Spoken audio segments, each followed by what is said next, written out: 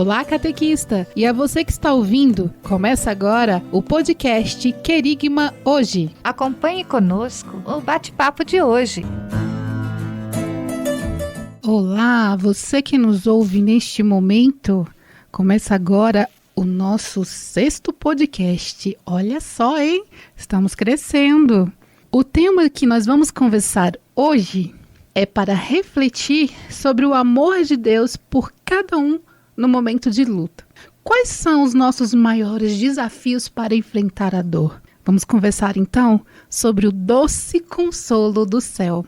Sim, que tema importante, né? Agora começando o mês de novembro, nós já passamos pelo Dia de Todos os Santos, passamos também pelo Dia de Finados e muita gente relembra alguém querido que já se foi, ou há muito tempo, ou pertinho, e o quanto é doloroso, né, enfrentar esses momentos, acho que principalmente para quem não tem Deus, porque, nossa, assim, o céu é um consolo para aquele que é cristão, porque cremos numa vida eterna junto de Deus, né?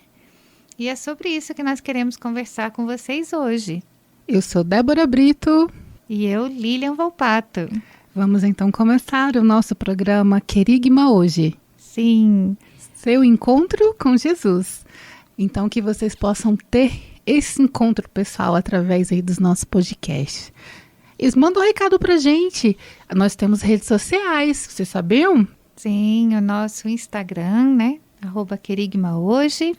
E vocês podem entrar, acessar as redes sociais e tem muitas novidades, né? A princípio no Instagram e em breve também no Facebook.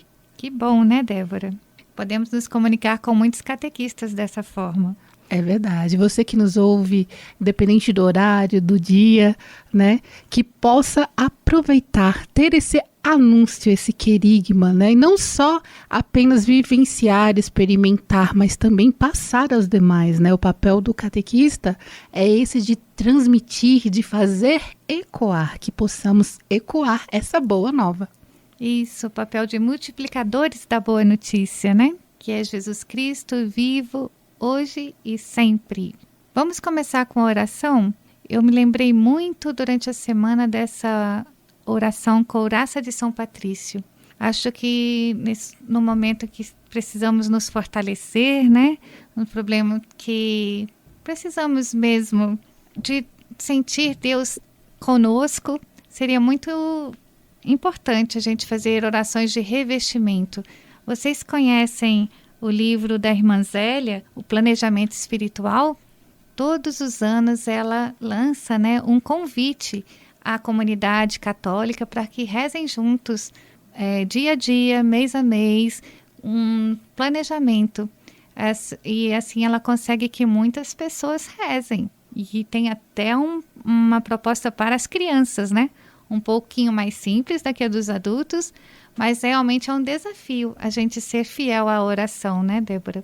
Você já conhece, tenho certeza. Eu já estou doida para adquirir, já o de 2023 já está pronto. A gente fazendo um merchan, tá? Brincadeira. É porque a gente gosta. E o que a gente puder trazer de livros, de material, independente da edição, da editora, né? Esse é o papel dos catequistas formadores, né? Trazer diversos. Nossa igreja ela é tão rica. Nós temos tantas editoras, tantas coisas riquíssimas, na Irmã Zélia da Copiosa Redenção, né? Mas todas as livrarias católicas a gente consegue adquirir. Então não é só uma editora específica, mas em todas as livrarias e no próprio site da Irmã, né? Que é a Congregação Copiosa Redenção. É muito interessante, eu sou apaixonada. Isso. Na verdade, todas as editoras católicas são braços, né, da nossa igreja. Elas não concorrem entre si. Na verdade, elas ajudam a igreja a crescer. Cada um, né, com seus carismas, com seus autores, com as suas especificidades, mas todas elas na colaboração, porque é isso que Deus gostaria, né? Com que nós certeza. nunca nos víssemos como concorrentes. Jamais, mas agregadores de conteúdo. E esse é o nosso papel, não é mesmo, Lilian? Verdade. Nós vamos trazer as informações de todos esses materiais ricos que nós, como catequistas, muitas vezes nem sabemos que existe, né? Então, nós somos, até brinco que a gente é ratinho de editoras, né? A gente ama CNBB, Edições Paulinas, Edições Paulos, Loyola, Vozes, a Copiosa Redenção agora, né? E é por aí vai. Com certeza, gente. É um abastecimento que está às nossas mãos. Exatamente. E todas essas editoras também têm YouTube, tem site, tem blogs, tem o blog, né, o blog de catequese, e são, assim, fontes seguras, né? Mais do que você jogar no Google e pescar qualquer coisa, né? Seriam a primeira parte, assim, bastante valiosas para a formação de um catequista. Então, vamos lá na nossa oração, né? Conversamos já bastante. A Couraça de São Patrício. A oração da Couraça de São Patrício é uma das mais completas orações de proteção, porque deposita toda a confiança no amor e no poder protetor de Deus. Levanto-me hoje, pela poderosa força da invocação da Trindade, por crer em vossas três pessoas, para professar a unidade do Criador e da criação. Levanto-me hoje pela força do nascimento de Cristo e de seu batismo, pela força de sua crucificação e de seu sepulcro, pela força de sua ressurreição e ascensão, pela força de sua descida para julgar o mal. Levanto-me hoje pela força do amor dos querubins, em obediência aos anjos e a serviço dos arcanjos, na esperança de que a ressurreição encontre recompensa na oração dos patriarcas, na palavra dos profetas, nas pregações dos apóstolos, na inocência das santas virgens, nas obras de homens de bem. Levanto-me hoje pelo poder do céu, luz do sol, esplendor do fogo, rapidez do raio, velocidade do vento, profundidade dos mares, estabilidade da terra e firmeza da rocha. Levanto-me hoje pela força de Deus que me conduz, poder de Deus que me sustenta, sabedoria de Deus que me guia, olhar de Deus que me guarda, ouvido de Deus que me escuta, palavra de Deus que fala por mim, mão de Deus que me protege, caminho de Deus estendido diante de mim, escudo de Deus que me defende, legiões de Deus para salvar-me das armadilhas do demônio, das tentações dos vícios, de qualquer um que me deseja o mal, distante ou próximo, a sós ou em multidão. Eu invoco neste dia todos estes poderes, entre mim e o malvado, contra impiedosos poderes que se opõem a meu corpo e alma, contra as maldições e falsos profetas, contra as leis dos pagãos, contra as falsas leis dos hereges, contra obras e fetiches de idolatria, contra encantamentos de bruxas e feiticeiros, contra qualquer conhecimento corruptor do corpo e da alma. Cristo protege-me hoje contra poções e venenos, contra queimaduras, contra sufocação, contra feridas, de tal forma que eu possa receber recompensa em abundância. Cristo comigo, Cristo diante de mim, Cristo atrás de mim, Cristo em mim, Cristo à minha direita, Cristo à minha esquerda, Cristo ao descansar, Cristo ao levantar, Cristo no coração de cada um que pensa em mim, Cristo na boca de cada um que fala de mim, Cristo em todo olho que me observa, Cristo em todo ouvido que me escuta. Levanto-me hoje pela poderosa força da invocação da Trindade, por crer em vossas três pessoas, para professar a unidade do Criador e da criação. Amém. Amém. Oração forte na oração de São Patrício. Geralmente nós rezamos ela um pouco mais reduzida, mas na importância desse tema hoje, na beleza, que é também a gente parar para meditar a respeito da dor, né? Às vezes a gente não entende a dor que passa, a gente quer apenas viver, mas a gente esquece que nós somos seres humanos e a importância, né, do que a dor ela representa na vida das pessoas, né? Então, São Patrício, ele traz isso muito forte nessas palavras que a gente acabou de iniciar aí o nosso programa. Ela é aquele consolo, né, Lilian? Sim.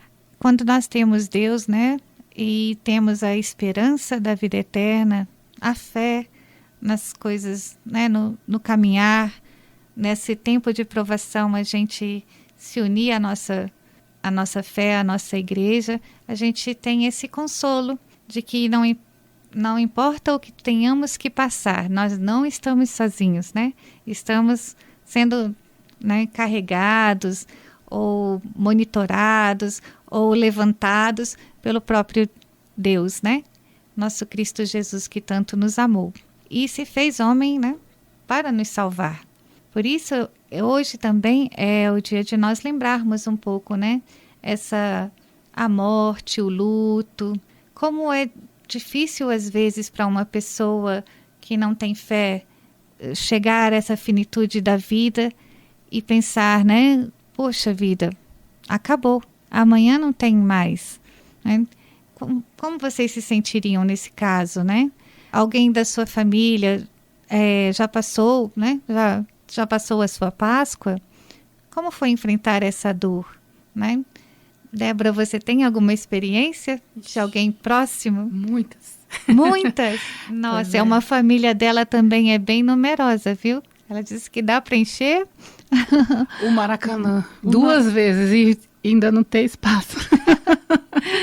O pessoal é gigantesco, né? A gente até brinca, né? Uns vão para outros virem, né? Porque a gente tem até um ditado popular bobo, entre aspas, mas que se a gente for parar para pensar, né? As pessoas não ficam para semente, né?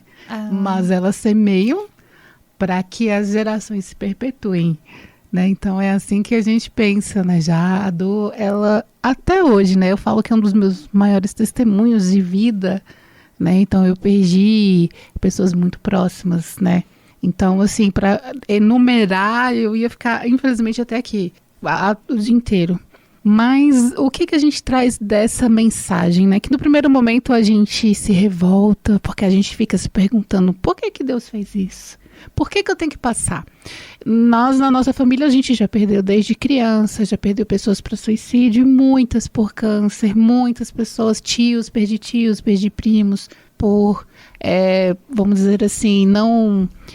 por doenças, né, que a gente não espera. Hoje o câncer ele está muito forte. A minha família passou muitas situações com esse tema, mas fica aquele amor de Deus até nessa situação.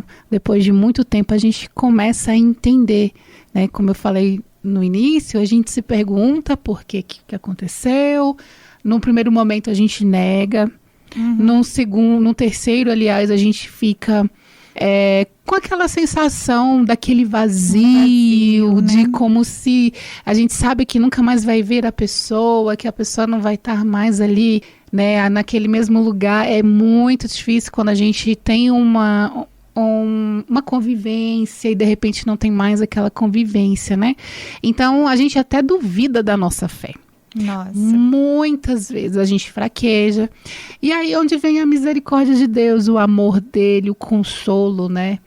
Porque a gente se coloca até no lugar mesmo, quer dizer, a gente faz uma pequena comparação, porque se colocar no lugar realmente ainda não dá, mas a gente imagina como foi a dor de Nossa Senhora.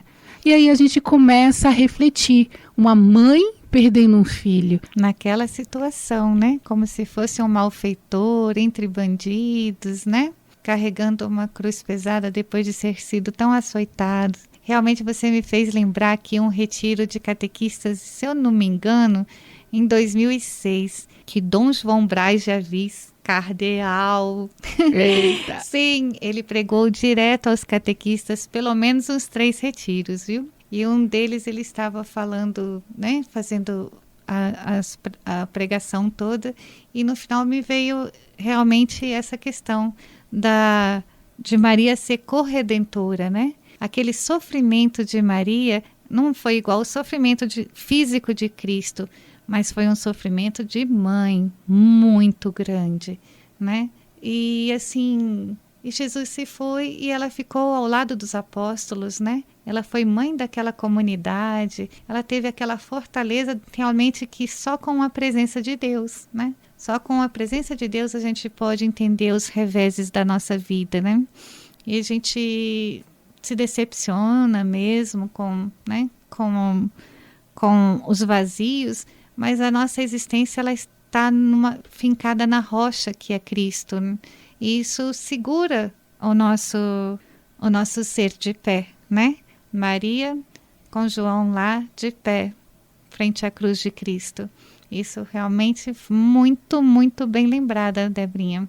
É a nossa possibilidade também de unir nossas dores, os nossos sofrimentos à cruz de Cristo. Porque se o sofrimento de Cristo foi redentor, Maria foi corredentora, e nós também podemos oferecer os nossos sofrimentos para Jesus, para que salve, né, alguém da nossa família, para que salve almas no purgatório, né?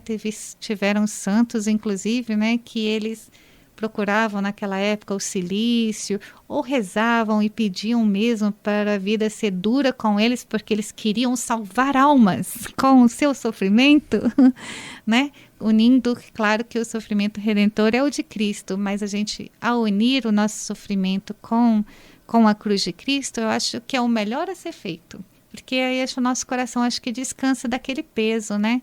Fala assim, ai, toma, Deus, tá contigo agora, a bola tá toda contigo, e a gente se torna um pouco mais leve. Realmente o tempo tem que passar, né? A questão do luto, você desacostumar de ver uma pessoa, né? Eu estava essa semana na minha catequese e a gente teve um momento de até adoração ao Santíssimo, e uma das perguntas da minha catequizanda de 9 anos, né? Tia, mas quando a gente morre lá de coisa, a gente consegue ver aqui embaixo? Eu achei, nossa senhora, consegue ainda né, ter essa ligação? Aí nós estávamos com a ministra da Eucaristia respondendo, né? Ela falou assim, olha, é complicado, ninguém falou que falou de lá que nós podemos, mas nós sabemos que a nossa igreja militante, igreja triunfante e igreja padecente, né, elas formam uma única igreja.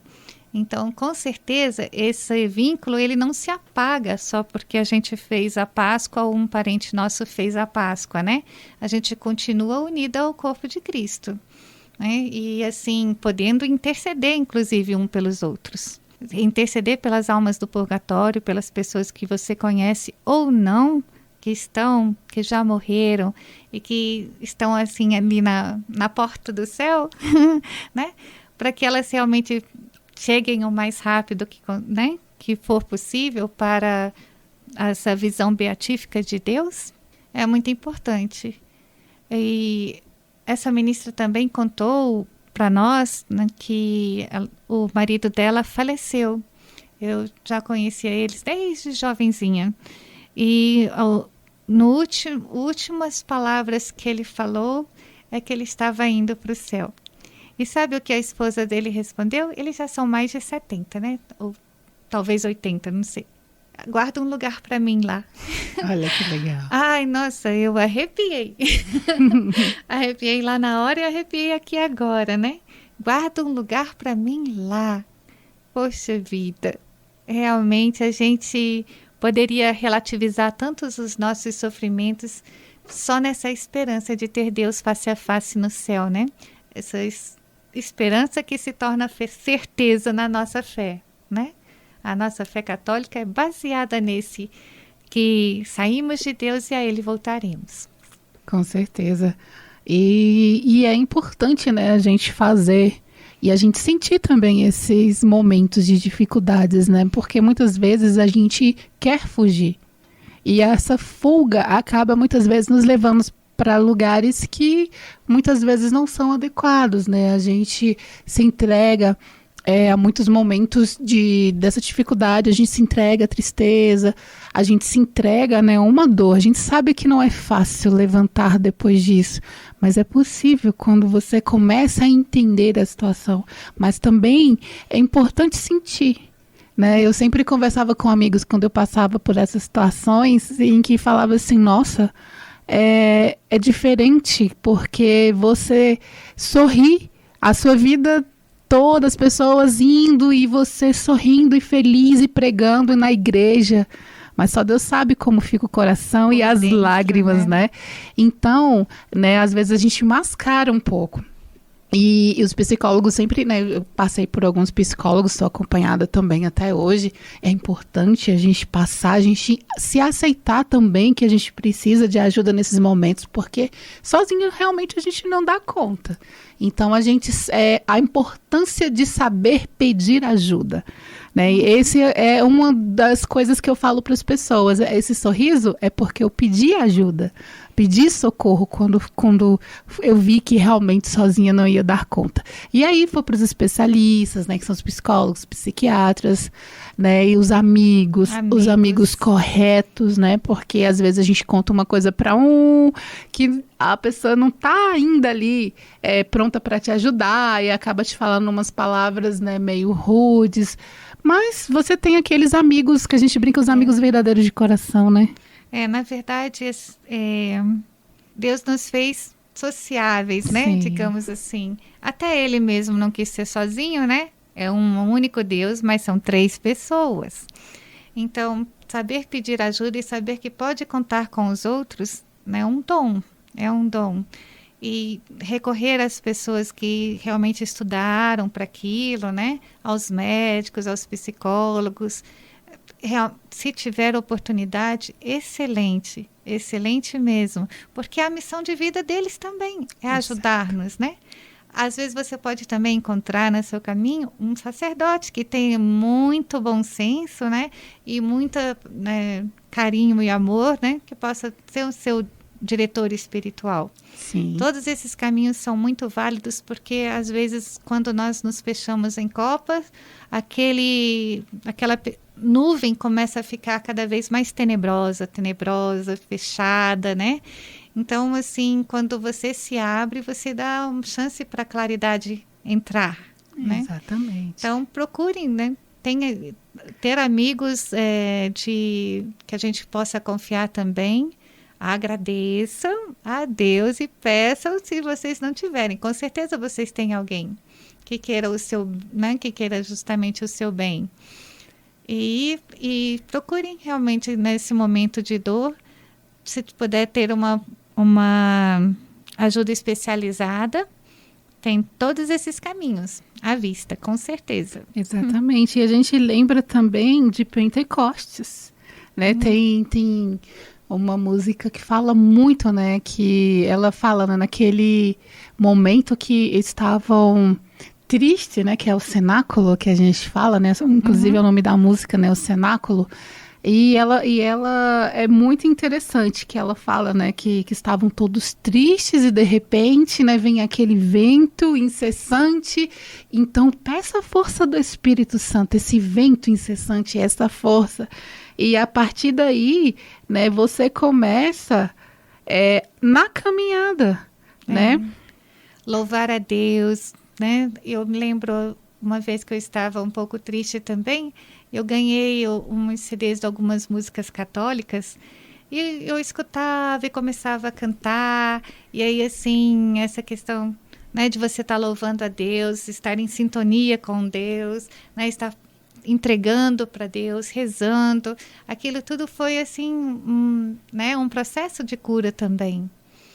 O autoconhecimento, talvez assim, escrever sobre o que você está sentindo, né?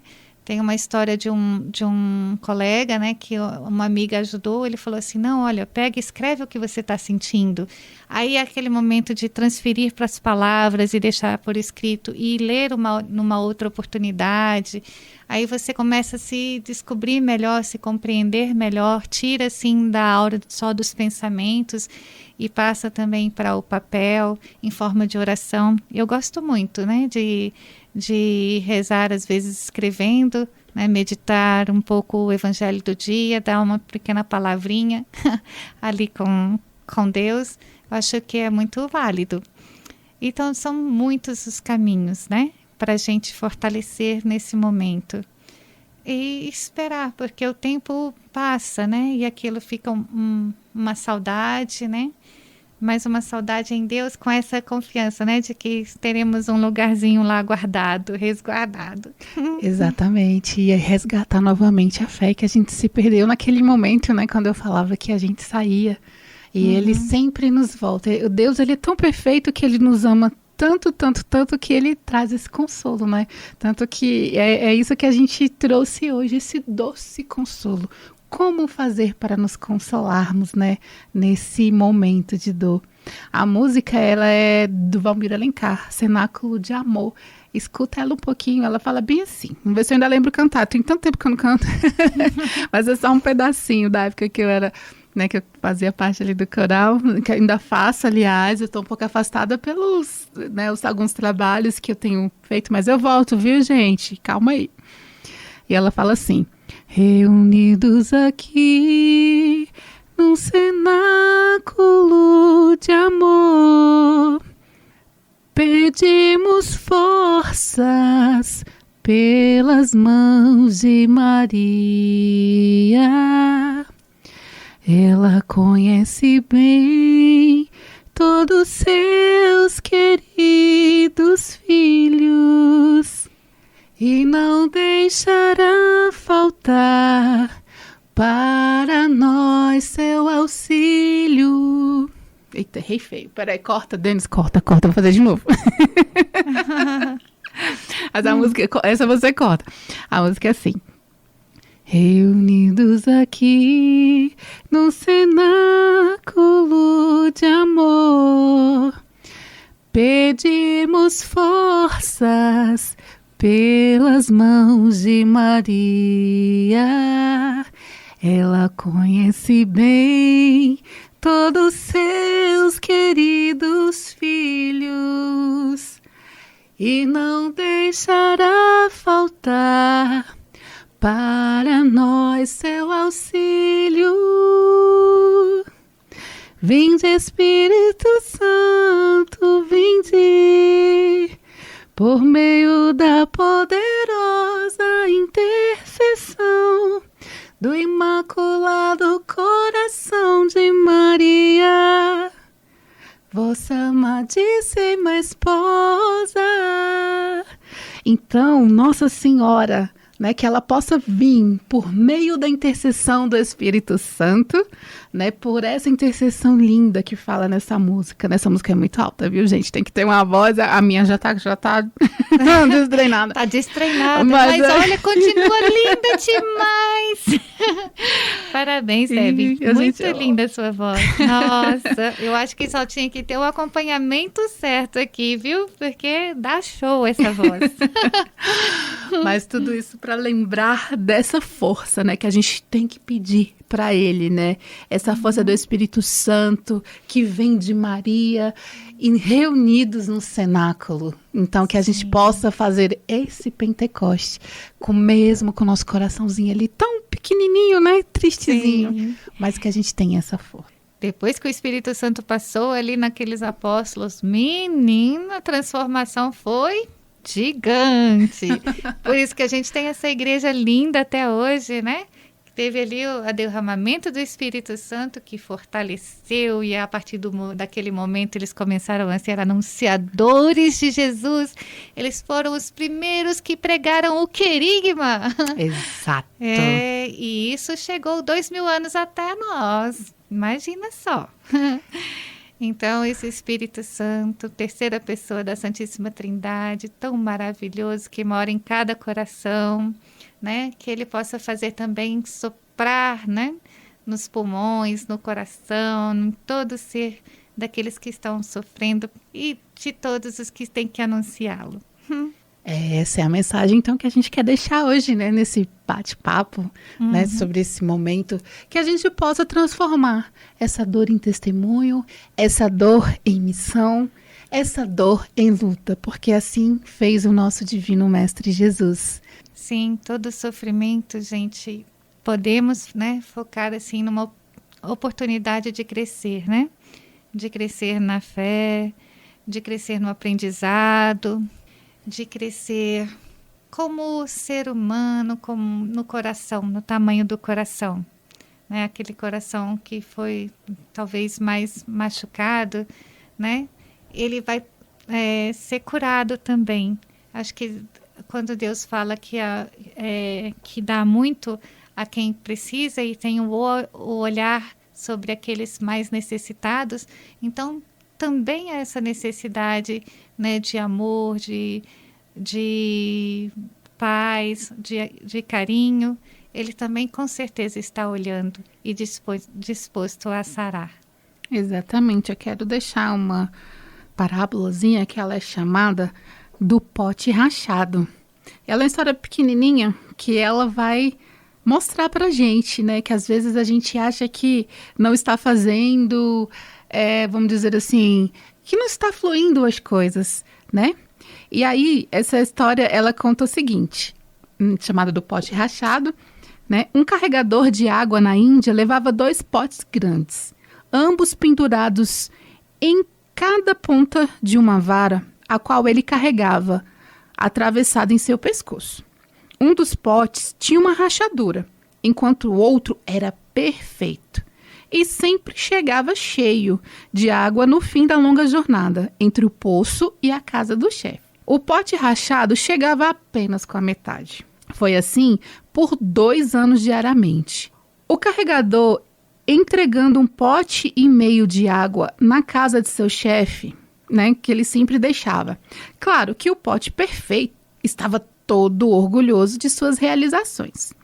Porém, o pote rachado estava envergonhado, né, por sua imperfeição e sentiu-se tão triste, tão miserável, por ser capaz de realizar apenas a metade do que lhe havia designado a fazer.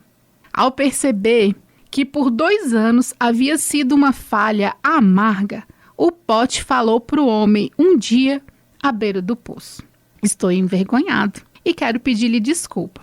O dono perguntou: mas por quê? Do que você tem vergonha? Do que você está envergonhado? Porque nesses 2 anos eu fui capaz de entregar apenas a metade da minha carga, porque essa rachadura no meu lado faz com que a água vaze por todo o caminho da casa do seu senhor. Por causa do meu defeito, você tem que fazer todo esse trabalho e não ganha o salário completo de seu esforço, disse o pote. O homem ficou triste pela situação do velho pote e que com compaixão falou: quando retornamos para a casa do meu senhor, quero que perceba as flores ao longo do caminho. De fato, à medida que eles subiam a montanha, o velho pote rachado notou flores selvagens ao lado do caminho, e isto lhe deu certo ânimo. Mas no fim da estrada, o pote ainda se sentia mal, porque tinha vazado a metade da água, e de novo pediu desculpas ao homem por sua falha. E disse o homem ao pote: você notou que pelo caminho só haviam flores do seu lado? Eu, ao conhecer o seu defeito, tirei vantagem dele.